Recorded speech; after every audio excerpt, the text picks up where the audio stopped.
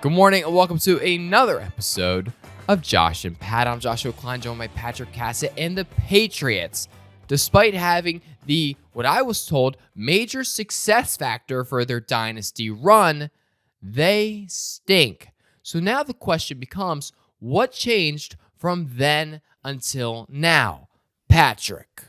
Well, and it's not because Bill Belichick has full control as the GM, because that definitely roster construction is not the issue here for the Patriots. Well, it can't, because wasn't he the same person assembling the roster for those 6 Super Bowls? Josh, we don't talk about that because we talk about Mac Jones and the lack of points scored. Josh, did you know that they have been outscored 72-3 in the last 2 games? Josh, I'm not that's not a Mac Jones stat. That's not a Mac Jones stat, and I'm not a mathematician either. But what I can tell you, that's not good.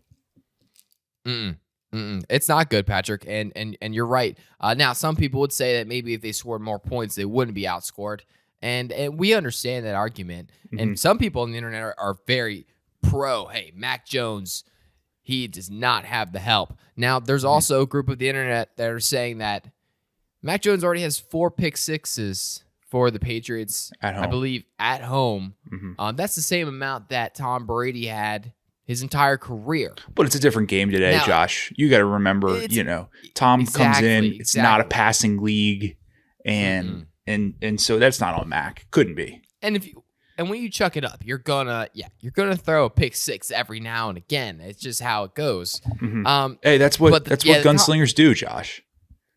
Exactly. I mean, it's the Jameis Winston playbook. Mm-hmm. But a lot of people, you bring up the name Tom Brady. It's an interesting one, Patrick, because the Bill Belichick-Tom Brady relationship was always one that Patriots fans said was a Bill Belichick-dominated one. It was that Tom Brady, he really was just part of the system. And he was good. Now, granted, he was good, but, I mean, Bill Belichick was the mastermind behind everything. But it seems to me like, for some reason, now that Tom Brady's gone, I don't know if Tom Brady was maybe helping with like GM. I mean, I'm sure Tom Brady has an eye for talent. Well, and because Josh, we're just not sure what happened. Is what you we're remember saying. When Tom Brady left? We're not sure why things are operating this way, because I was told again. I'm sure that Tom did have some influence in the Patriots roster construction, because let's not forget, New England Patriot for life, Antonio Brown. He probably doesn't get signed without Tom Brady. Oh, no. Being all over that. So you got to think that Tom was in the room. And that game was electric. It was electric. He was there. Josh, I couldn't forget. Could you? Oh, I never forget. Yeah. And that's his guy, right? Because he brought him all the way to the Buccaneers. And if AB stays on that roster, they probably win a Super Bowl that year. They do, but we'll never know, Josh. And we'll never know. Mm-hmm. But yeah, it's a shame to see what's happening. And we're hoping that for Mac Jones' sake, Bill Belichick can figure it out, because when you are in control of every single player who plays on the team and then how they play, it feels like you have a lot of control, and we want you to use that control for the best to help Mac Jones, because we believe in Mac Jones here on this show. And the thing is if you're Robert Kraft, people are saying he's starting to get impatient. I would argue, and I would tell him, hey, just go back down to the spa that you got busted at. I'm sure you can get, a little relaxing day going on down there, and you can probably forget about all your trouble. Yep. Speaking about trouble, Sean Payton, Russell Wilson, and the Broncos. Now, Patrick, remember last year, the Broncos came in with sky-high expectations. They went out, they got Russell Wilson. They got a new coach, Nathaniel Hackett, which was really just a ploy to try to get Aaron Rodgers, but he was still going to be pretty good. And they were not good at all. They were actually very bad. And I was beating that drum the whole time. I said that I don't think that they're going to be good. Turns out I was right. Newsflash, right. I'm right sometimes. Okay. And then this year, they decided they're going to trade a first-round pick to go get an elite head coach who came out of retirement to go and play and coach for the Broncos, to give Russell Wilson the support that he needed. And remember, when he came back, he saw the building, he saw the dysfunction. He said, man, whoever was here last year, whoever was in this building before me, did not clean up after himself. This place is a mess, is what he said. Well, he just lost to that same guy yesterday. And the New York Jets, with a backup quarterback, beat the Broncos, pretty handily, right? It was close, but it wasn't that close. Right, Josh. It's a sad day to be in Broncos Nation, and that's why we talk like this, because it is Broncos country. Broncos country, because this isn't a Broncos country anymore. At one point, it was America's team, and we got to think about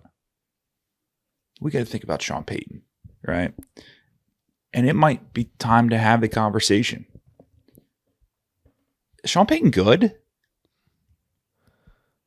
Well, and I've had this conversation before. I've been kind of spearheading this movement, which is good. And you're welcome to tag along or not. I will. Drew Brees is the second greatest quarterback of all time because Sean Payton, or he managed to win a Super Bowl with Sean Payton, right?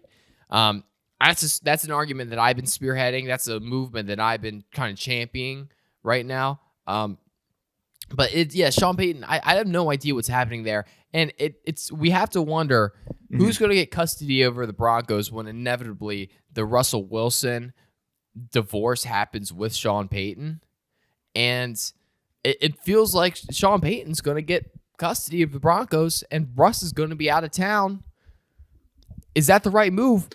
We really don't know, because who do you bring in at quarterback? Do you go out and you get a guy who knows the building like Drew Lock? Do you try to draft a guy? There's some guys in the draft that might be good. I don't know. It's an easy answer here, Josh, and I'll tell you right now, right? Because if you're the Broncos and you're the Broncos fans, you are willing to pay a lot of money for Russell Wilson not to be your starting quarterback, right? So what do you do? Got it. Sean Payton knows a guy. He's someone that can bring some energy, maybe is the next level generation of the football style you need in Denver. You go get a guy like Taysom Hill, and this turns the franchise around, because Taysom Hill is going to bring running, catching, passing, punt protection. He brings all elements to the game, Josh. This is a guy if you're Sean Payton, you can't live without on your roster. I'll tell you what, Taysom Hill would be an electric signing, and he's worth every penny if of what you pay a guy like Taysom, because we've seen the impact he's had on the Saints this year. And, it's phenomenal. So go bring him in. Well, it's dumpster fire though in Denver, and we're hoping for the best. Moving on, Patrick, we have confirmation of a hypothesis that was put out last week, which is good. Jamar Chase claims that he was open every single play. Turns out he was right. We knew it. We knew it. We did say we believed him, is what we said. Officially was our statement. And Patrick, I just want to know, was this because did Joe Burrow find out that Jamar Chase was open every play? Because after those comments he said, did he go to the tape and look and say, oh wait, yeah, dude, he was wide open every play? Is that how he figured it out? Or did he feel the pressure to get Jamar the ball, and then when he felt that pressure, he was like, and he just started chucking it to Jamar, and Jamar was just catching these balls. He's like, oh shoot, like I completely misread what being open was in the NFL. Yeah, misread the situation. And that's a classic Joe Burrow thing, misreading situations. That's probably why he transferred from Ohio State to LSU. But Joe could have got 2 national championships at Ohio State. Yeah, no big deal. Joe Burrow, he needed to find his guy, and he found his guy, Jamar Chase. Will he always be open next week? Well, that's a question to ask, because I think the opponent helped. Well, some were saying the opponent helped, but you're talking about you're going against a Joshua Dobbs-led team who's a playoff adjacent quarterback who beat the Dallas Cowboys, who I was told had such an elite defense and an elite offense, and just was basically the complete team, the perfect Super Bowl package. But that was pre-Trayvon Diggs injury, Josh. And now the tides in the NFC have completely changed. Right. Yeah, that's the question. We're going to find out if Jamar Chase is open every play. I think fantasy owners are really hoping that was the case. Yeah. But it was, I mean, I think that he felt the need to throw Jamar the ball, and that's how he kind of figured it out. Because did you see the clip that was circulating, and it kind of went viral, of Joe Burrow talking about Jamar versus Justin Jefferson, right? And like which quarterback was better, and he chose not to comment. It was no comment. I mean, which wide receiver was better? He chose not to comment, and that made me go, so he definitely thinks Justin Jefferson's better, right? Better, right? And we can't have that. But maybe he forgot that Jamar Chase is open. It changes the opinion, and we're smooth sailing with Jamar now. Yep, that's awesome. Okay, this is bad news coming out of the Colts. Anthony Richardson is hurt. He has, I believe, a grade 3 shoulder sprain. And the question I have to know, Patrick, is how many times is it even possible for one player to get hurt in a single season? Yeah, because I think this is the third time. Yeah, let's run down the list of injuries so far for Anthony Richardson. We got week 1, potential concussion. Week 2, definite concussion. 100%. He misses week 3 because of the concussion. Week 4, he comes back. You know what? Puts on a show. Good for Anthony. Good for Anthony. That's what you get. He's back. And then week 5, a bit of a shoulder issue. So, they're lucky they got a guy in the building named Gardner Minshew. But, Josh, I don't know about you, but if I'm going to take a top 5 guy, I would like him to play.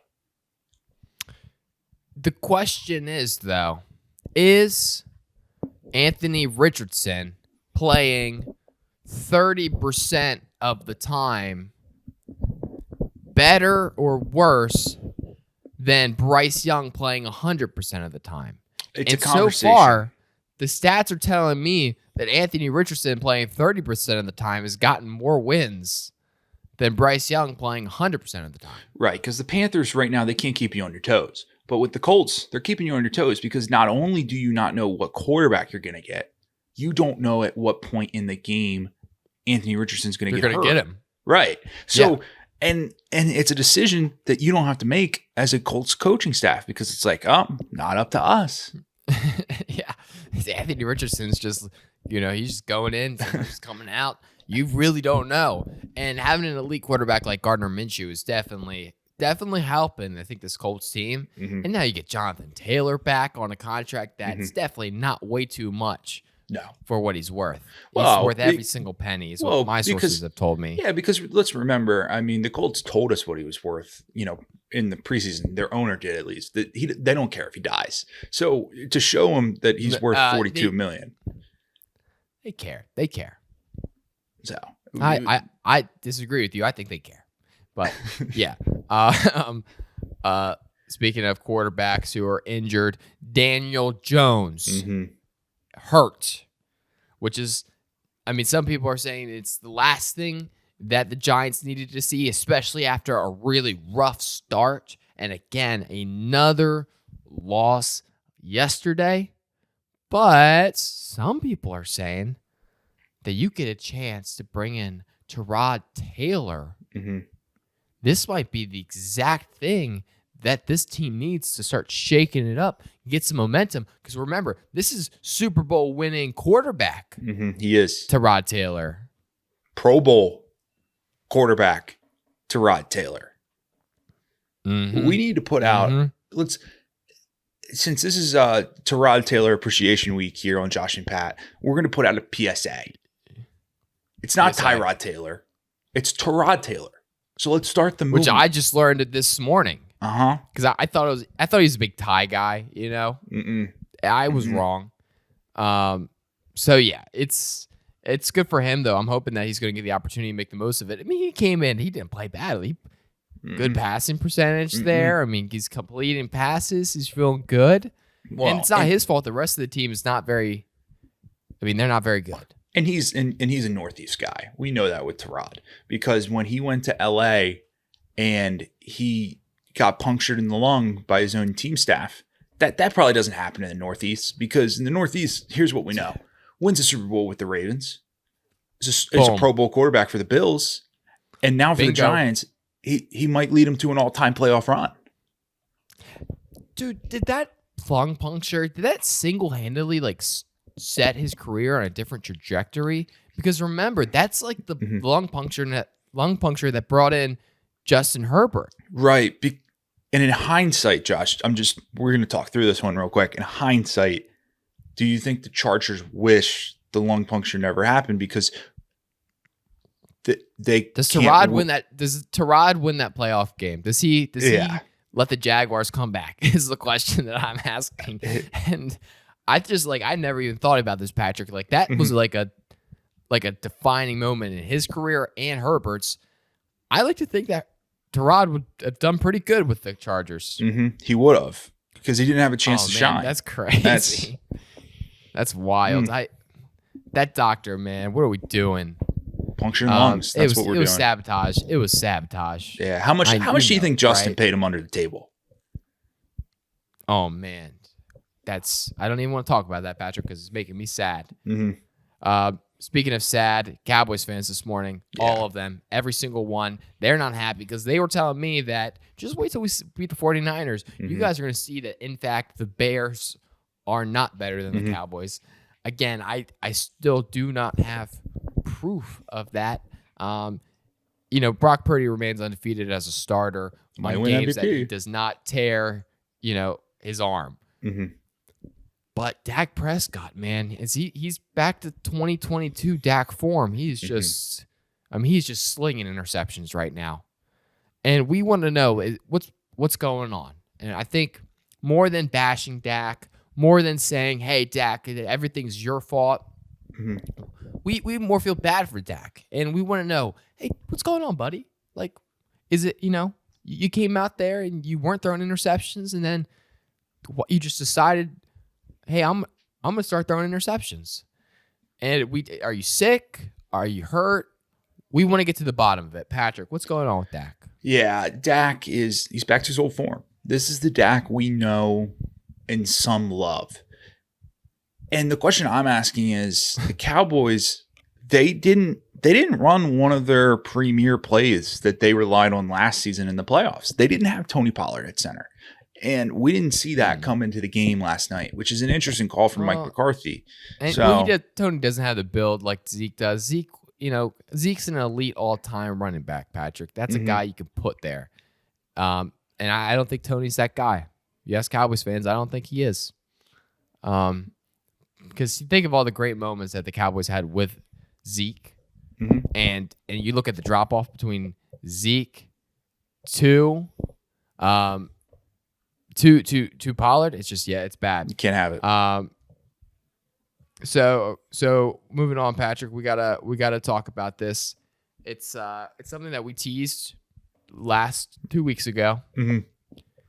It's the week 1 through 5 MVP in honor of Russell Wilson. Now, you win the Russell Wilson week 1 through 5 trophy, MVP trophy.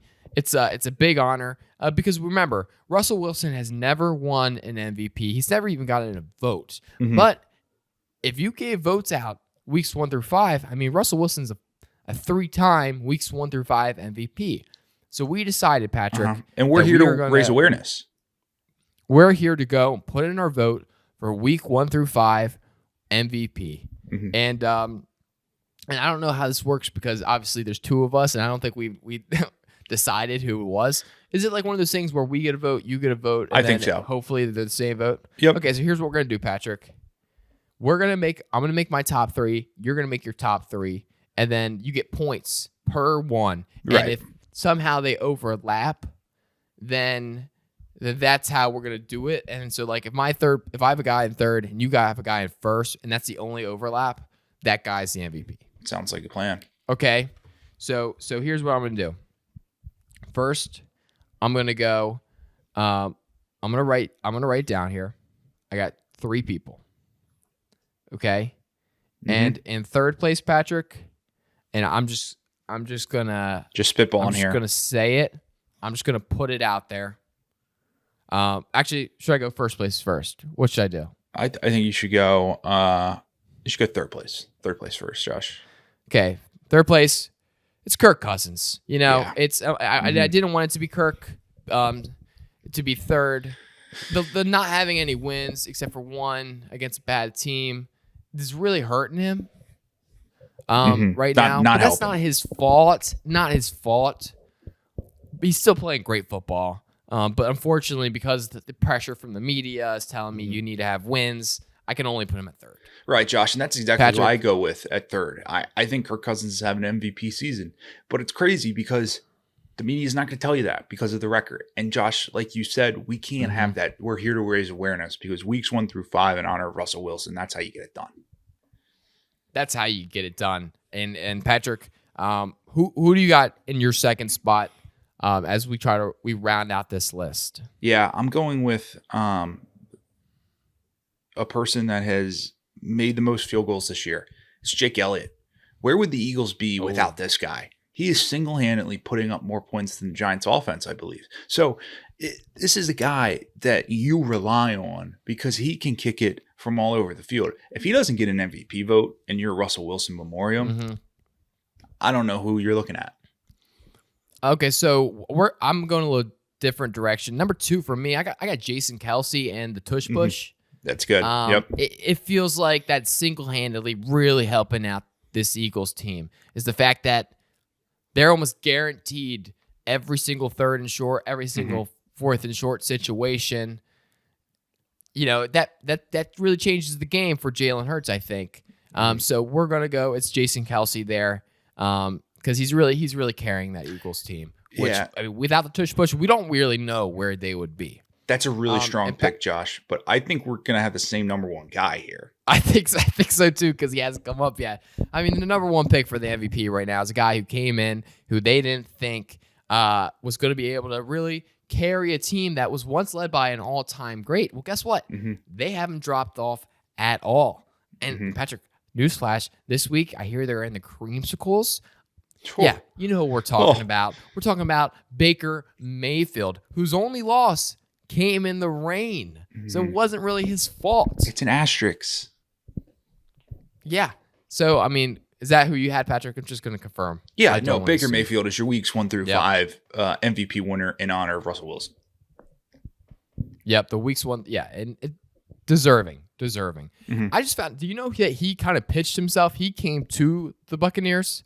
They didn't look to sign him. They were going to go with Kyle Trask. Well, and he looks like a genius right now because I don't think anyone had a better weekend than Baker Mayfield. His Oklahoma Sooners won, looking like Baker Mayfield a better GM than Bill Belichick right now for finding himself as a talent for the Buccaneers? Right. Maybe, I mean, look, maybe Bill and Baker get together in a room after the season. Maybe they bring in Michael Rubin and they start talking numbers and going, hey, how can we get you to New England? That would change the game. But I think now that Baker's in the warm weather, he's out there, he's getting sun, he's throwing the ball. I mean, it's huge for them. And unless they, this Patriots team builds a dome, you're probably not going to get Baker. Yeah, but they did just build a new lighthouse, so maybe the dome's in the works. They built a lighthouse? Oh, Josh, have they built a lighthouse? Is it sweet? Oh, if you need lighthouse talk, there's another podcast I can give it to you. Really? Hold up, let me look at this. I'm gonna live react to this lighthouse right here. It's a brand new one, Josh. Okay, there's a discrepancy though on whether or not it's a real lighthouse. They just slapped this giant lighthouse on the side of the stadium. But why though? Well, there was the old lighthouse, but then it got covered by the views, so they were like, "We got to build a new one." So that was always there, but the old one wasn't visible. So they just yes. It kind of is confusing because I understand the New England vibe of it, but also isn't like the whole like Patriots thing isn't really super coastal, is it? Huh? No. Well, hey, that's cool. That's a Kraft's decision, and we all know he makes great decisions. Exactly, so, he does. So cool. Anyway, Josh and Pat corner. Josh and Pat updates. Anything from your life, Patrick? We got to talk about other than this weekend sucked. This weekend sucked. Yeah, for both of us. Ravens lost. Orioles in 5 though. Orioles in 5. Fantasy team lost. Pretty much everything we love lost. My fantasy team won, but you didn't care about that last night, so that was cool. Well, sorry about that. Didn't want to talk about my fantasy flip side okay, well, sorry, Pat. Sorry. Congratulations to your fantasy team. Thank you. You're not 5-0 looking for a perfect record going through. But I am also still very hot as far as hot hands with the picks right now. Right. So feeling good going into tonight. We're gonna continue that tonight. I mean, Josh. if you guys want to know what the play is tonight, it's always been Raiders -2 and also a Josh Jacobs anytime touchdown. So just so you know, that's the way it's gonna go. Anyway, that's the show. Make sure you guys go to picksandpancakes.com to read everything happening in sports. Jay, if you're still listening, you're a real fan. We appreciate you. We do. Thanks, Jay.